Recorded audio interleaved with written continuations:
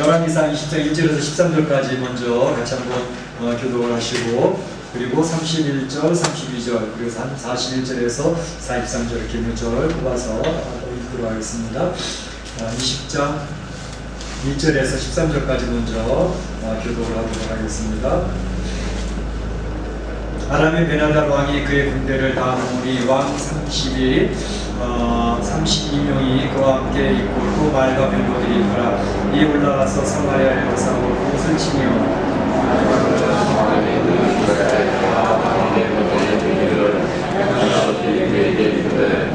네 은금은 내 것이요 네 아내들과 네 자녀들이 아름다운 자도 내 것이니라. 아멘. 이스라엘 왕이 베나달에 말하기를 내 주와 왕이 말씀하시니 나와 내 것은 왕의 것이니라. 사신들이 다시 와서 이르되 베나다시 이르노라. 내가 이미 네게 사람을 보내어 말하기를 너는 내 은금과 아내들과 자녀들을 내게 넘기라 하였거니와 내리는 날에 내가 내 신하들을 내게 보내주니 그들이 내 주가 내 신하들을 그것을 선택하여 내 눈이 이와한 것을 그들에게서 찾아가야 할지라. 이에 이스라엘 왕이 나라의 장로를 다 불러 이르되 너희는 이 사람의 악을 도모하고 있는 줄을 자세히 알라. 그가 내 아내들과 내 자녀들과 내 은금을 빼앗으려고 사람에게 내게 보냈으나 내가 거절하지 못하였노라.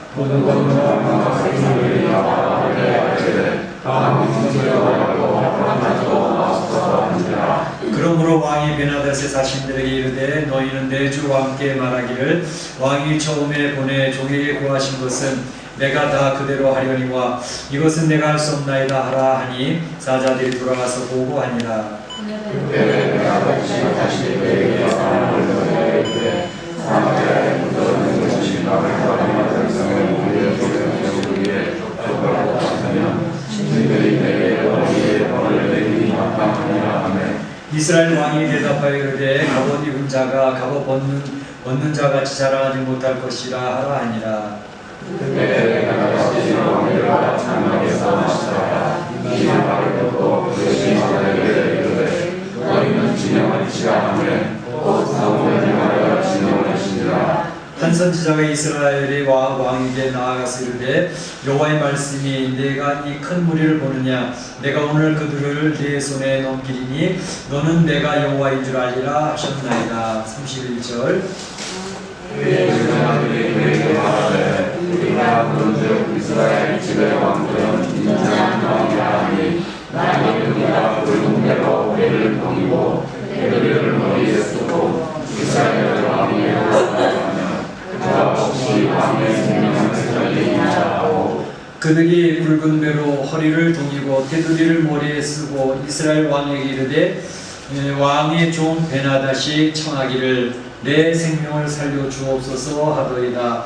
아합이 이르되 그가 아직도 살아있느냐. 그는 내 형제이니라. 그가 그의 눈을 가리 소원을 얻으니 이스라엘 왕이 선지자 중에 한 사람인 줄을 알아본지라. 그가 왕께 이르되 여호와의 말씀이 내가 멸하기로 작정한 사람을 내 손으로 놓았은즉 내 목숨은 그의 목숨을 대신하고 내 백성은 그의 백성을 대신하리라 하였나이다. 이스라엘 왕이 답답하여 그의 왕국으로 돌아가고 사마리아에 이르니라.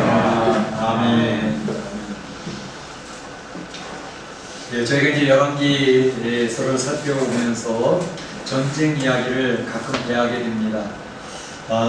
성경에서뿐만 아니라 이 세상의 역사는 전쟁사라고 얘기해도 과언이 아닐 정도로 전쟁이 끊임없이 지속되어 왔던 것을 볼 수가 있습니다. 물론 무기를 가지고 사람을 죽이는 사육의 전쟁도 있고 때로는 무기는 사용하지 않지만 치열한 전쟁도 없지 않아 있습니다. 옛날에 냉전이라는 것도 있었거니와 요즘에는 미국과 중국의 그런 보이지 않는 치열한 전쟁이 있지 않습니까? 그래서 전쟁은 지금까지 끊임없이 지속되고 있다는 것을 볼 수가 있습니다. 오늘도 전쟁의 이야기이긴 한데 아람왕 베나닷 그리고 북쪽 이스라엘 왕 아합과의 사이에서 있었던 전쟁의 이야기를 우리가 나누고자 합니다. 오늘 이 내용을 통해서 하나님께서 오늘 이 아침에 우리 성도들에게 우리에게 어떤 메시지를 주시는가 하는 것을 살펴보고자 하는 것이죠. 셋으로 나눠서 보겠는데, 먼저는 베나닷과 아합의 전쟁의 동기가 무엇이었나, 그래서 전쟁의 동기를 먼저 살펴보겠고요. 두 번째로는 그 전쟁이 어떻게 진행되어졌는가, 그 진행 과정을 보겠고, 마지막으로 한 가지는 전쟁이 끝났는데 전쟁 후에 아합 왕이 어떻게 처신을 했는가 하는 것, 이렇게 세 가지로 나눠서 보도록 하겠습니다. 먼저 살펴볼 것은 베나닷과 아합 왕 사이에 일어난 전쟁의 동기를 살펴보고자 합니다. 1절에 나와 있는 것처럼 아람의 베나닷 왕이 그의 군대를 다 모으니 왕 32명이 그와 함께 있고 또 말과 병기들이 있더라. 이에 올라와서 사마리아를 에워싸고, 사마리아를 에워싸고. 그러니까 아람 왕 베나닷이 이제 그의 주변에 있는 왕들 32명 함께 올라와서 사마리아 성을 완전히 포위를 한 그런 상태였습니다. 그런 상태이기 때문에 이 내용은 아람 왕 베나닷이 쭉 이스라엘 왕국을 침략해 들어왔다라는 내용으로 이제 시작이 되는 것을 볼 수가 있습니다. 근데 오늘 이 말씀 보게 되면 베나닷이라는 이름이 나오는데, 사실은 베나닷이라는 그 왕의 이름이 좀 낯이 익지 않습니까? 전에도 살펴봤거든요. 근데 열왕기상 15장에 보게 되면 베나닷 왕의 이름이 나옵니다. 그때 유다 왕의 이름은 아사 왕이었죠. 네. 그래서 아사 왕, 그리고 북쪽 이스라엘의 바하사 왕, 그리고 아람의 베나닷 왕, 이 세 관계의 내용을 우리가 이미 살펴보았습니다. 바하사 왕이 이제 남쪽으로 계속 그 백성들이 내려가는 것을 막기 위해서 유다와 이스라엘의 그 경계선에 성벽을 치사하고 성을 쌓고자 할 때에 이제 아사 왕이 아람 왕에게 사람을 보내죠. 성전의 곳간, 왕궁의 곳간에 있는 금은 보화를 싸들고 아람의 베나닷 왕에게 보내면서 저 북쪽 이스라엘을 좀 쳐주시기 바랍니다. 그렇게 해서 베나닷이 그래, 이렇게 막 금은 보화를 많이 가져갔는데 내가 그렇게 해야지. 그렇게 해서 북쪽 이스라엘, 그 헐몬산 쪽이죠. 그쪽을 치고 들어오니까 이제 성읍을 쌓고 있던 바하사가 급히 되돌아서 북쪽으로 올라가서 그걸 방비하게 이렇게 되어졌던 것이죠. 그래서 아사 왕은 그 쌓은 모든 재료를 가지고서 이제 성벽을 쌓고 북쪽 이스라엘과의 경계를 더 든든했던 그런 내용을 살펴보았던 적이 있습니다. 그럼 거기에도 베나닷 왕이 나오는데, 오늘 본문에 나와 있는 베나닷은 또 도대체 누구냐? 다른 사람입니다. 그러니까 아사 왕 때, 바하사 왕 때의 아람 왕 베나닷, 그의 아들이 오늘 나오는 베나닷입니다. 그러니까 베나닷 2세가 되겠습니다. 베나닷 주니어가 됩니다. 그래서 바로 오늘 나와 있는 베나닷과 열왕기상 15년에 나온 베나닷은 차이가 있다라는 것을 기억하시는 게 필요하겠고, 특별히 이 베나닷 2세 이 왕 때에 아람은 굉장히 강력했습니다. 오늘 말씀에서 보는 것처럼 32명의 왕들과 함께 사마리아에 올라왔다 그러지 않습니까? 그러니까 32명의 왕이라는 것은 이 아람 주변에 있었던 여러 나라들을 점령을 해서 이제 그 나라들에게 조공을 받고 그 사람들이 이제 분봉왕처럼 세웠던 그런 사람들이 32명이나 있었다는 것입니다. 그러니까 그러한 주변에 있는 나라를 거의 정복을 하고 이제 나라가 굉장히 확장되어져 있는 그런 상태. 그렇게 파죽지세로 주변을 점령해 나가던 이 베나닷 2세가 이제 오늘은 북쪽 이스라엘, 이제 오늘 본문에 나와 있는 이 아합 왕이 있을 때에 그래서 쳐들어왔던 것이죠. 지난번 살펴봤던 것처럼 이 오므리 왕의 아들 이 아합 왕 때도 북쪽 이스라엘이 상당히 강력했었거든요. 그런데 베나닷 앞에서는 힘이 없었습니다. 그래서 베나닷이 들어와서 지금 이 아합 왕을 굴복시키고 있는 그런 모습이 나오고 있는 것을 볼 수가 있습니다. 오늘 3절, 4절을 보게 되면 베나닷이 이제 사마리아 성을 포위하고 아합 왕에게 사자를 보내서 요구를 합니다.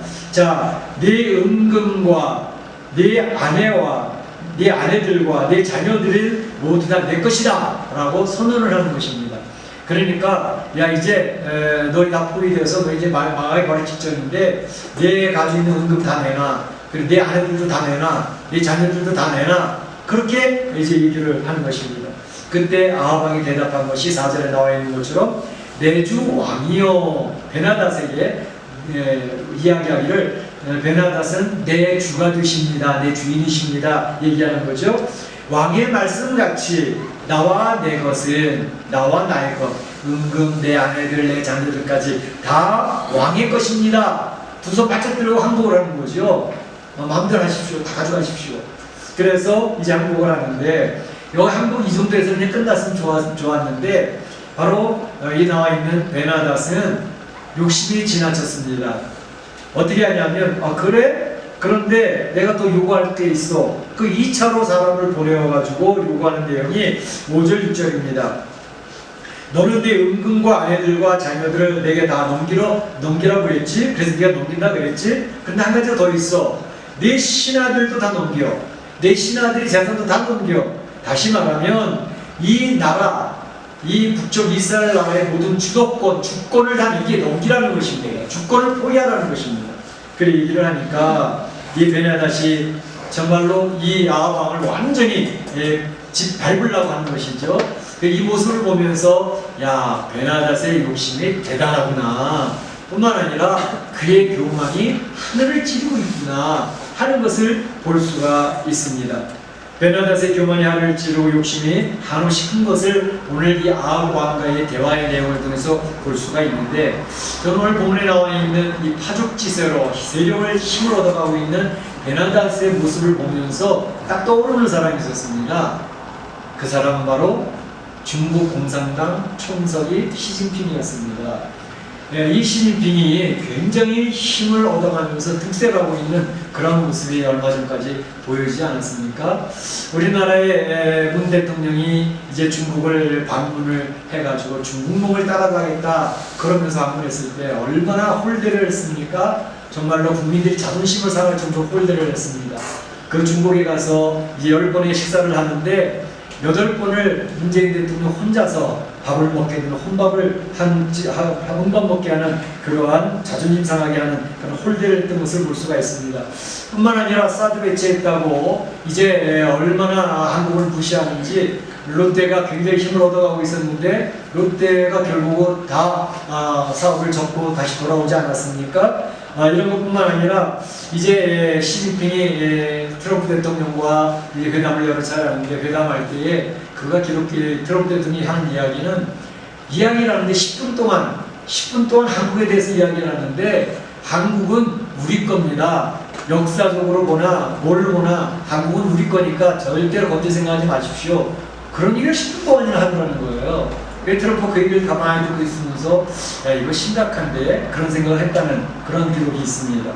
뿐만 아니라 이제 그 중국 공산당 이 시진핑은 결국 제가 2년 전에도 말씀드렸지만 이제 십자가를 다 띄기 시작을 했고 그리고 교회당 잘 지어진 큰 교회당들도 포크레인 가져와서 다 무너뜨리고 하는 것을 보면서 저는 그때 야 하나님이 이 시진핑의 이 교만과 이런 것을 그냥 내버려 두시지 않겠구나.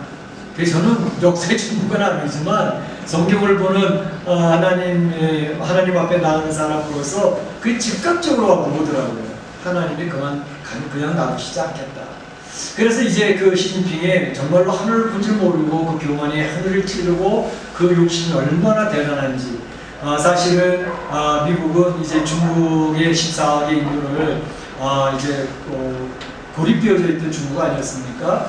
88년도 우리 대한민국 올림픽 할 때까지만 해도 중국이라는 나라가 뭐 한국의 발전상을 보고 깜짝 놀랄 정도로 아주 후진국처럼 되어져 있었던 나라인데 미국이 WTO에 중국을 이제 가입시켜주지 않습니까? 그러면서 최혜국의 대우를 해줬습니다.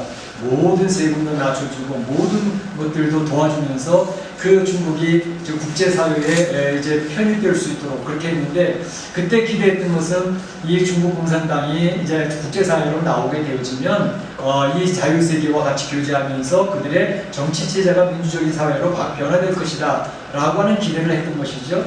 그랬는데 30년 이상 지나다 보니까 이 사람들이 중국 공산당이 약화되는 게 아니라 더욱더 강력해지면서 이제 공산당 중심의 전 세계에 장악하려는 의도가 보이게 되어졌던 것이죠. 참 우리 희한한 것은 소련이 무너지고 나뉘어지게 될 때에 공산당은 완전히 실패한 체제다라는 것이 확인이 되어진 내용이었거든요. 그래서 이제 더 이상 공산당은 자유세계의 이념 싸움에서 완전 패배다, 끝났다 라는 것이 거의 결정화되어졌는데, 이 중국 공산당이 이제는 미국의 힘을 의지하면서 WTO에 들어와가지고 전 세계에 이제 도움을 얻기 시작을 했는데, 이제는 거꾸로 우리 미국 잡아먹어야 되겠어. 그래서 미국을 잡아먹으려고 치밀하게 중국 공산당과 연결되어 있는 모든 기업, 국가적인 기업들이죠. 그것들이 미국의 구석구석 기업인들이나 문화나 이제 모든 사람들과 연결이 되어진 가운데에 이제 영사관이나 그 대상 모든 것이 공산당의 스파이락이지 않습니까? 그래서 휴스턴 영사관도 이제 폐쇄를 시켰지만 한 5년 정도만 지나서도 미국이 완전히 중국에 넘어갈 뻔했습니다. 모든 기술적인 면이나 모든 경제적인 면이나. 그래서 참으로 다행스럽게 그러한 것을 이제 브레이크를 걸고 중국이 가장 핵심적인 부분을 치고 이제 반도체를 더 이상 개발하지 못하도록 해서 화웨이를 비롯해서 이제 모든 중국의 핵심 기업을 다 무너뜨리고 있는 그런 상황 넘어가고 있어서 시진핑이 이제 몰리고 있는데, 앞으로 이렇게 계속 가게 되면 중국은 다시 농업국가로 바뀌어지게 될 것이다, 뭐 그런 얘기도 있긴 하지만 어쨌든 중국의 시진핑은 욕심이 과했습니다.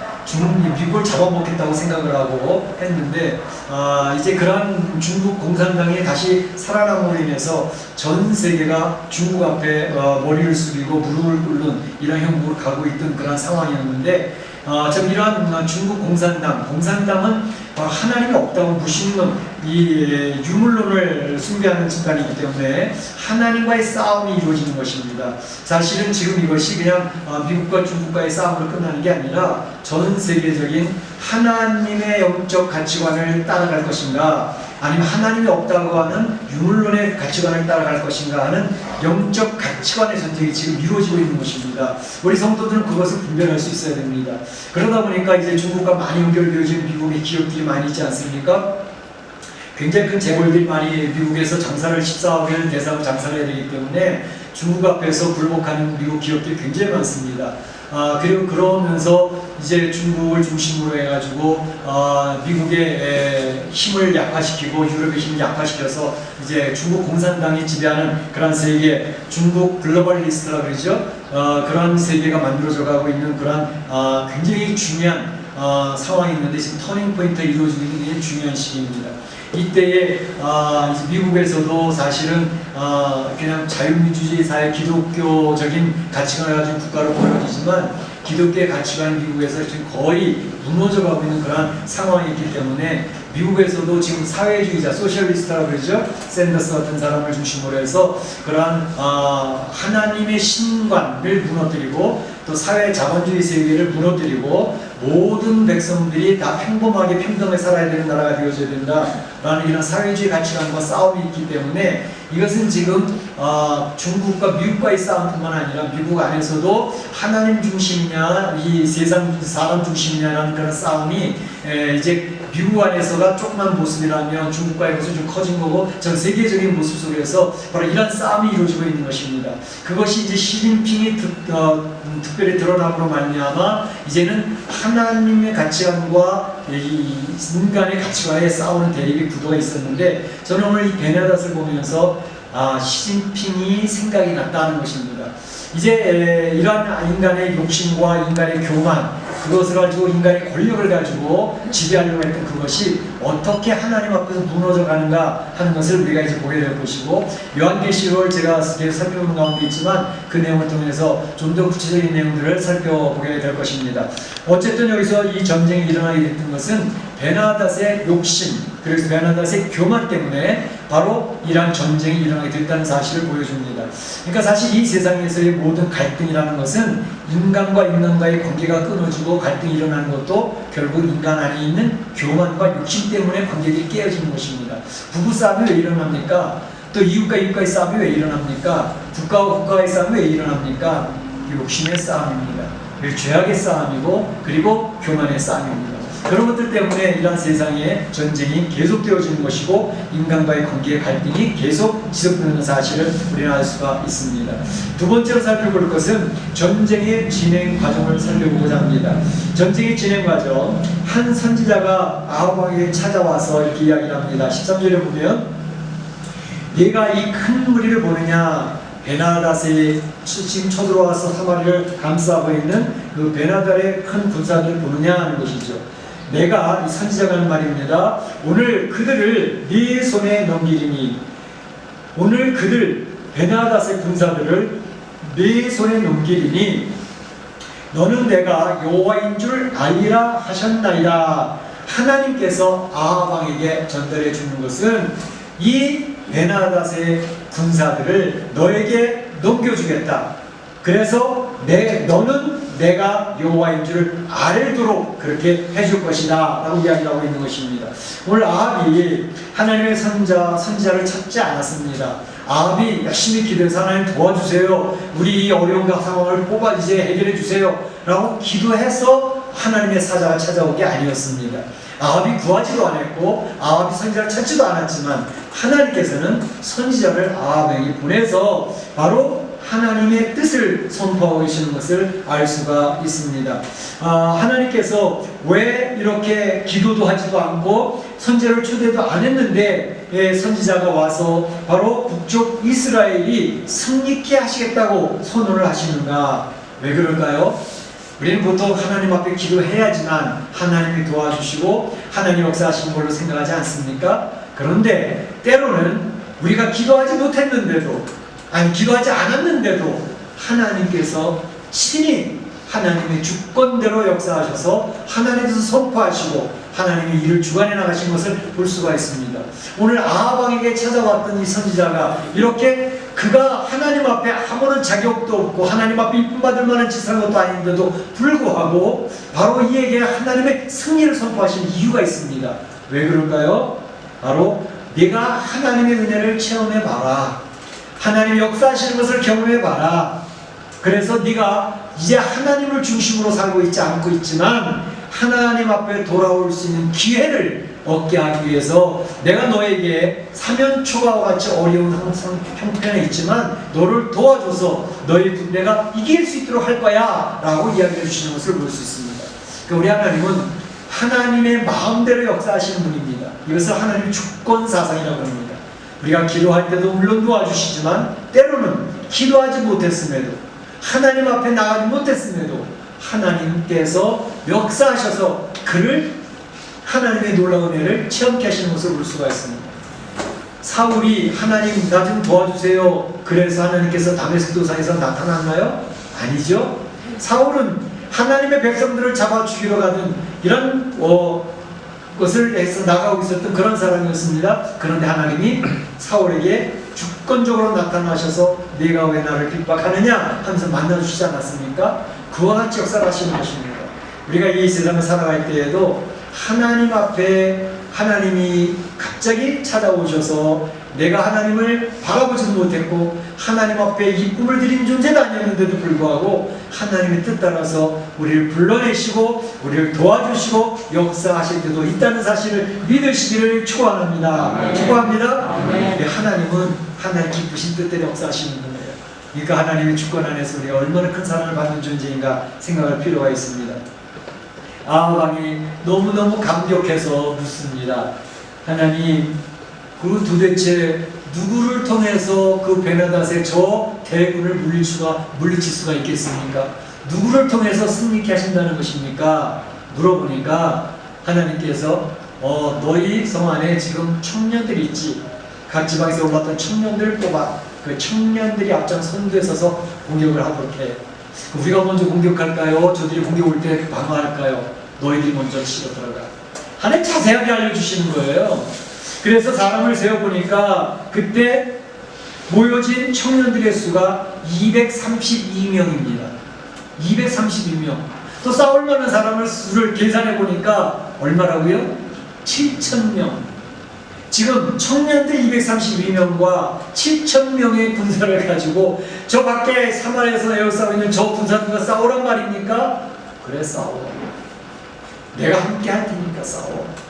그래서 하는데 그 당시에 이제 사마리아에서 밖에서 진을 치고 있던 베나답 왕을 비롯한 그 32명의 군 왕들과 군사들은 마시고 취해 있는 상태. 그래서 그들이 이제 청년들이 앞장서서 나오니까 그들이 항복하러 나오는 모양이다. 항복하러 나오더라도 그들 다 붙들어 잡아. 또 그들이 싸우러 온다 할지라도 다 잡아. 그래가지고 이제 술 취한 가운데 있었던 베나답의 군사들입니다. 이 232명 청년들이 앞장서서 선봉대 서서 파죽지세를 쳐들어갔는데 놀라운 일이 벌어졌습니다. 오늘 성경에서 이야기하는 것은 바로 그들이 쳐들어가니 각각 적군을 쳐 죽임에 아람 사람들이 도망하는지라 이스라엘이 쫓으니 아람 왕 베나닷이 말을 타고 마병과 더불어 도망하여 피하니라 그랬습니다. 굉장했던 군사처럼 보였던 베나닷 아람의 군사들이 다 도망가는 거예요. 하나님께서 도와주신 줄로 믿습니다. 아멘. 전쟁은 군사력에 있지 아니합니다. 하나님께서 어느 편에 서 계시느냐에 따라서 승패가 결정되는 줄로 믿습니다. 전쟁은 여호와께 속한 것이니 라고 말씀하시지 않습니까?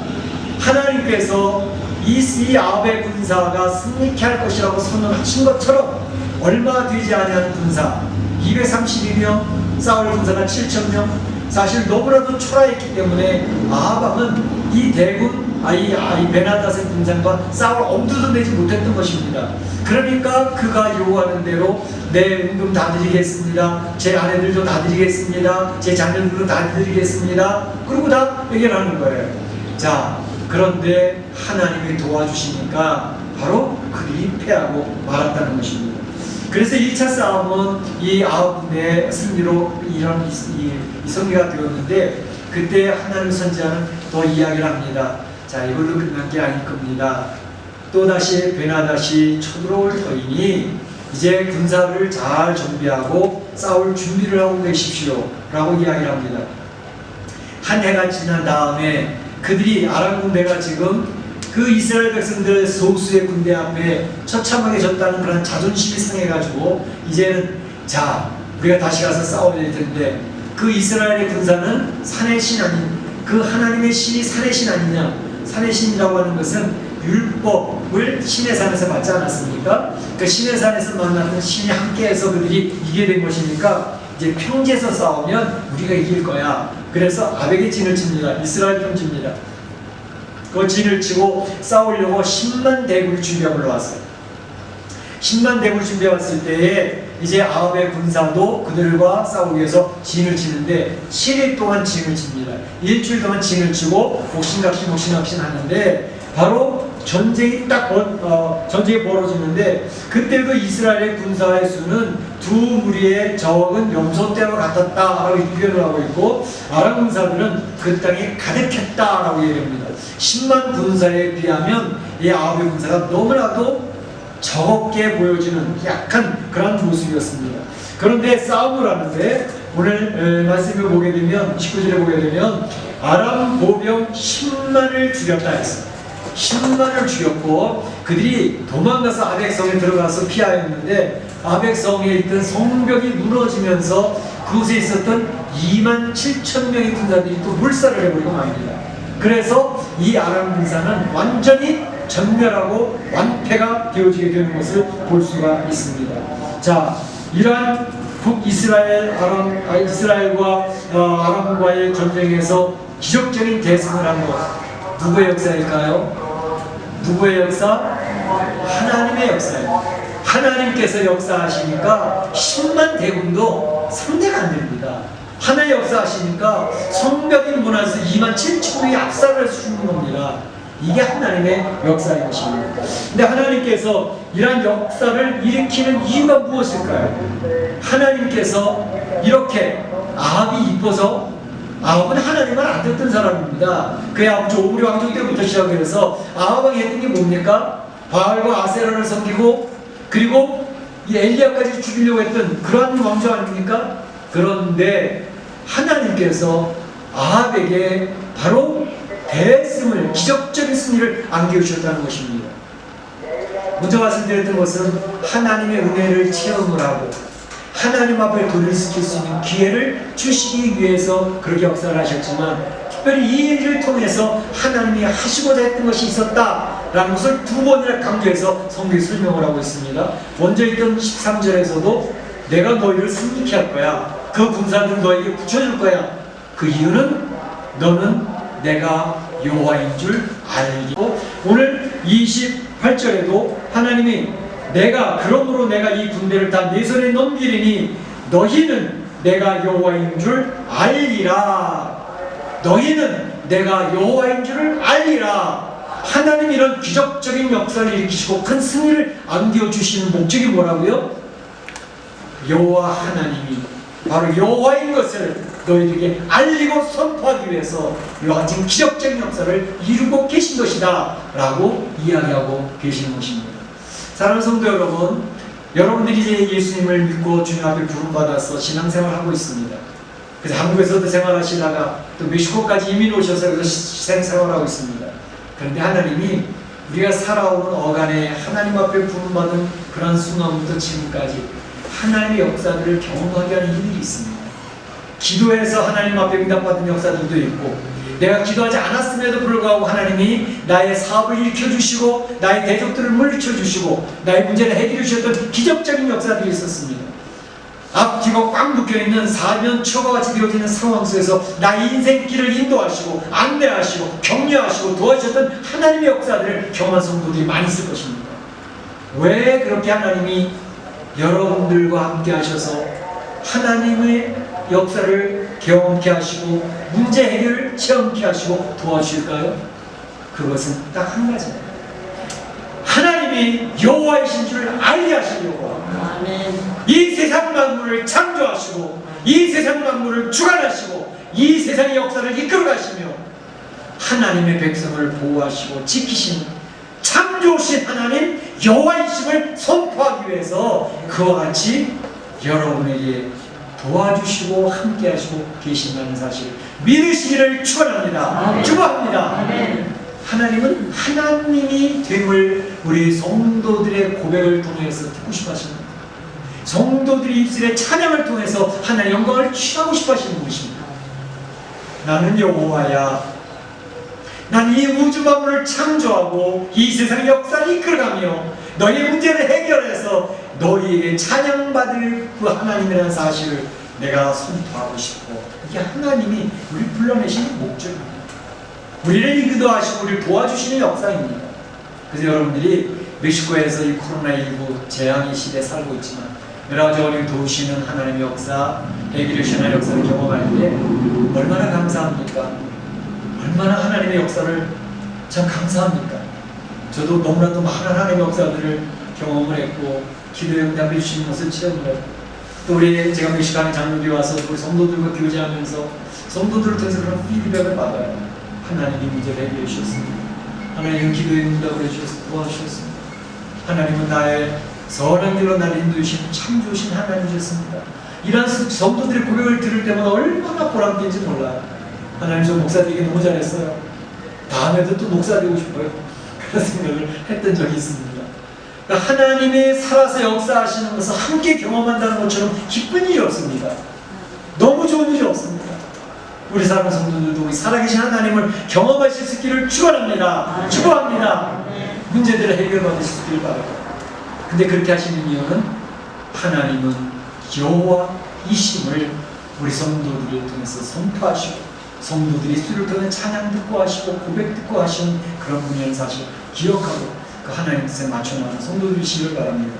마지막으로 하나 살펴볼 것은 전쟁 후의 아합 왕의 처신입니다. 자, 전쟁은 말씀드린 것처럼 대승을 하지 않았습니까? 기적적인 왕승이 하나님의 손길을 통해서 군사력도 없고 소수의 그 군사력을 통해서 대군을 물리치는 역사가 있지 않았습니까?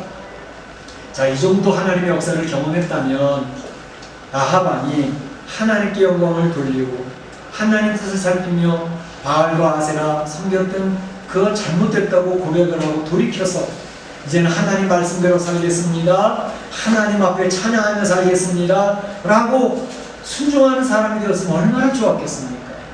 근데 그건 그렇게 하지 않았습니다. 그렇게 하지 아니하는 그런 모습을 통해서 야, 아합은 별 수 없이 버려지는 인생이구나 하는 생각을 해보게 되는데, 그런 것에 대한 구체적인 내용이 나오고 있는 것을 볼 수 있습니다. 대패한 베나닷과 그의 참모들이 아합 왕 앞에 와서 굴욕적인 화친을 청합니다. 자, 그들이 이야기하기를 얘기합니다. 우리가 들어본즉, 이 베나닷의 진영에서 나온 이야기입니다. 이스라엘 왕들은 인자한 왕이라고 하니 굵은 배로 허리를 동이고 테두리에 머리를 쓰고 나아가면 그가 아합 왕이죠. 아합 왕이 혹시 베나닷 왕의 생명을 살리실지도 모르겠습니다 라고 이렇게 마음에 결정을 한 거예요. 그리고 바로 아합 왕 앞에 나와서 이야기합니다.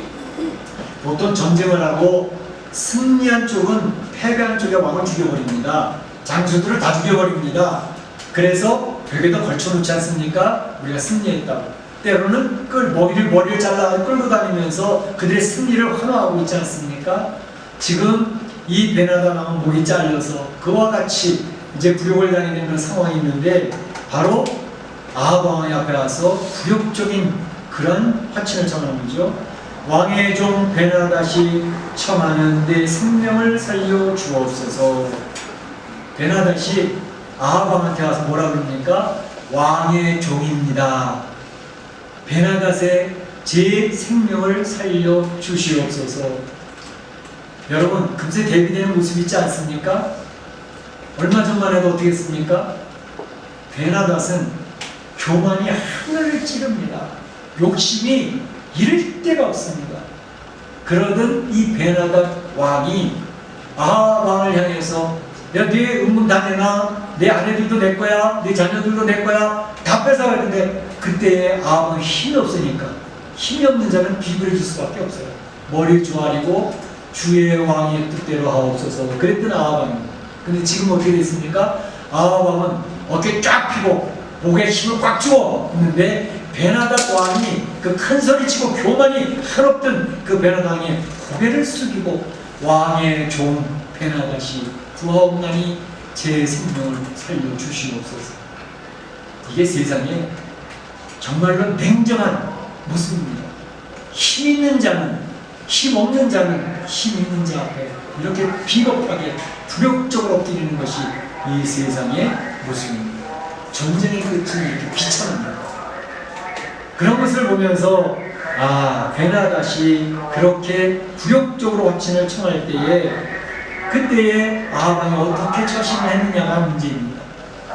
보면 베나닷이 아직 살아있었어? 베나닷은 내 형제야, 올라오라 그래. 그래서 베나닷의 아합 왕은 뭐 통 큰 사람인 모양, 나는 모든 걸 다 용서할 수 있다는 사람인 것처럼 아주 인자하게 베나닷을 자기 병고에 올려서 앉히는 거죠. 자, 여러분 생각은 어떻습니까?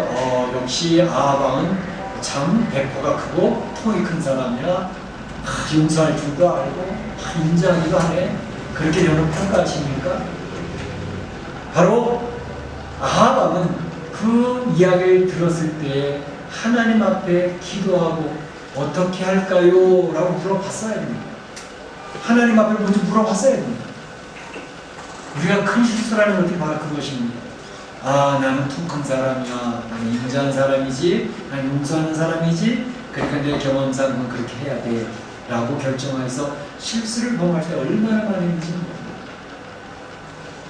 우리는 하나님 앞에 중요한 결정을 할 때 꼭 기도하면서 하나님 응답을 듣고 결정하시기를 부탁을 드립니다. 이 아합 왕이 기도 안 했어요. 하나님 뜻을 여쭙지도 않았어요. 그리고 내 형제라고 올라오라고. 그러니까 베나닷 왕이 너무너무 감격해가지고 이제 제가 아버지 베나닷 왕 때 뺏었던 성을 다 돌려드리겠습니다.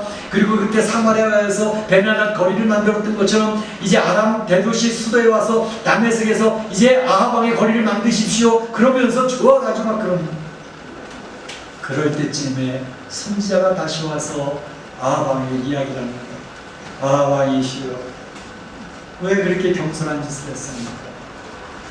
이 베나닷 왕은 하나님이 멸하기로 작정된 왕이었습니다. 죽이기로 작정된 사람이 있습니다. 당신은 반드시 그를 죽였어야만 됐습니다. 그런데 당신이 하나님께 엽지도 않아.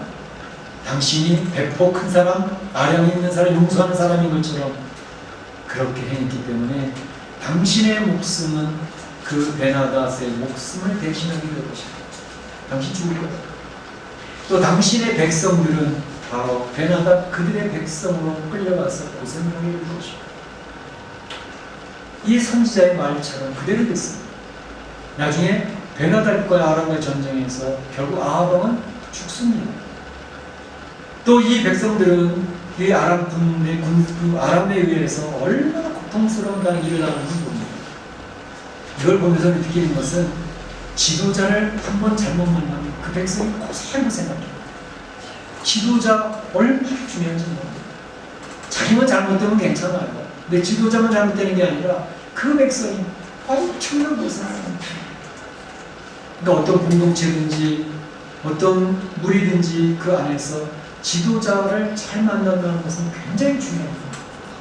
지도자를 잘 만나는 복이 있어지기를 주의 이름으로 축복합니다. 자, 바로 이러한 모습을 통해서 우리가 느끼는 것입니다. 오늘 베나닷과 아람, 이 아합 왕의 전쟁에서 우리가 깨닫는 교훈이 몇 가지 있습니다. 그것은 뭐냐면 이 세상의 전쟁은 계속될 수밖에 없다. 인간관계는 계속 트러블이 생길 수밖에 없다. 왜요? 인간 안에는 욕심이 끝이 없기 때문에 그렇습니다. 인간에는 눈에 보이지 않는 교만함이, 하늘을 찌르는 교만함이 내재해 있다는 것을 우리는 기억하기 때문에 인간과의 관계가 늘 불편한 생각이 불편할 수 있다는 사실을 기억하시고 국가와 국가 간의 그 욕심의 싸움은 끝이 없을 수밖에 없다. 그러니까 전쟁은 계속된다라는 것을 교훈으로 받을 수가 있습니다. 또 한 가지는 전쟁의 승패는 군사력도 중요하지만 하나님의 편에 누가 서느냐가 중요하다. 하나님이 결정해 주시는 대로 전쟁의 결말이 맺어지게 되어져 있습니다. 그렇기 때문에 우리는 하나님 편에 서야 됩니다. 바로 링컨이 남북전쟁할 때 그 일이었습니다. 그 부관이 이야기하기를 자 이제 전쟁이 시작되는데요. 하나님 우리 편에 서 계시면 좋겠습니다. 그래서 우리가 승리했으면 좋겠습니다. 그랬더니 링컨 늘 기도하는 대통령 아니었습니까? 그 대답하기를 하나님 우리 편에 서기를 위해서 기도하는 게 아니라 우리가 하나님 편에 서 있으면 된다는 왜 이랬냐면 우리가 하나님 편에 서 있어야 됩니다. 하나님 뜻에 맞아야 됩니다.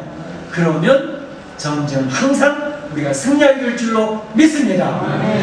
그리고 중요한 것은 바로 역사, 이 세상의 역사나 개인의 삶에 있어서 내 생각, 내 경험, 나의 능력을 가지고 결정할 때가 많이 있는데 그것보다 하나님 뜻을 먼저 살피는 게 중요하고 하나님 뜻을 살펴서 뜻을 알았다면 그 뜻 앞에 순종하는 것이 굉장히 중요합니다. 우리는 그 훈련을 지금도 계속하고 있는 것입니다. 그렇게 되어지면 하나님 뜻을 살피고 그분의 뜻에 순종하는 삶이 되어지면 우리는 승리의 삶을 살 수가 있습니다. 우리는 행복한 삶을 살 수가 있습니다. 우리는 인생의 멋진 삶을 살 수 있는 줄로 믿습니다. 우리 원성도들이 그렇게 멋진 삶을 사시기를 주의 이름으로 축원합니다. 축복합니다. 네, 다 기도하시겠습니다. 오늘 주신 말씀을 기억을 하고 전쟁과 인간관계의 추억은 계속 있게 될 터인데 참으로 하나님의 뜻을 살피고 하나님 앞에 아름답게 세워져가는 시간이 될 수 있도록 기도하시기 바랍니다. 사랑의 하나님 감사합니다.